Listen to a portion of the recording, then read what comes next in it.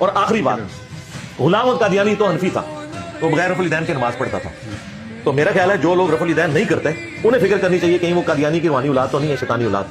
ہمارے اسٹوڈنٹس تو رفع الیدین سے نماز پڑھتے ہیں جو بخاری و مسلم میں طریقہ لکھا ہوا ہے نبی علیہ السلام کا. تو قادیانی حنفی ہیں، دیوبندی بھی حنفی ہیں، بریلوی بھی حنفی ہیں. سب سے پہلے آ کے میں نے ان کا میک اپ صاف کیا، کوئی قادیانی تو حنفی ہیں. جاؤ قادیانی کی عبادت گاہ میں جا کے دیکھ لو نماز وہ کس طریقے میں پڑھتے ہیں. ان کے تو جو بڑے خلیفہ صاحب ہیں ان کا بیان ہے کہ ہم حنفی ہیں. تو فکر تو اب آپ کو کرنی چاہیے کہ یہ حیران کن بات ہے کہ چشتی رسول اللہ والا واقعہ جس بزرگ کی طرف منسوب ہے، بزرگوں کے بارے میں ہم اس نے زن رکھ لیتے ہیں، ہو سکتا ہے انہوں نے نہ کہا، بل وہ بھی حنفی تھے معین الدین چشتی صاحب. اچھا، تھانوی رسول اللہ کا واقعہ جس کے منسوب ہے اشرف تھانوی صاحب، وہ بھی حنفی تھے، اور غلام احمد قادیانی دجال وہ بھی حنفی تھے. تو اب یہ فیصلہ کرنا ہے. اگر نہیں تسلی ہوئی میں اور کروا دیتا ہوں. میری ہوگی ان کی کروانی تو کرو. نہیں، میرے خیال جتنی کروا لی ہے ابھی تو آپ کی تسلی کے لیے اتنی کافی ہے کہ آپ لوگ بھی حنفی ہیں اور قادیانی بھی حنفی ہیں. تو میرا اس کے ساتھ کوئی لینا دینا نہیں. آپ فکر کریں کہ آپ کے بزرگ اور آپ کے بزرگوں میں چشتی رسول اللہ، تھانوی رسول اللہ نکلا ہے. میں تو محمد رسول اللہ کا ماننے والا ہوں صلی اللہ علیہ وسلم.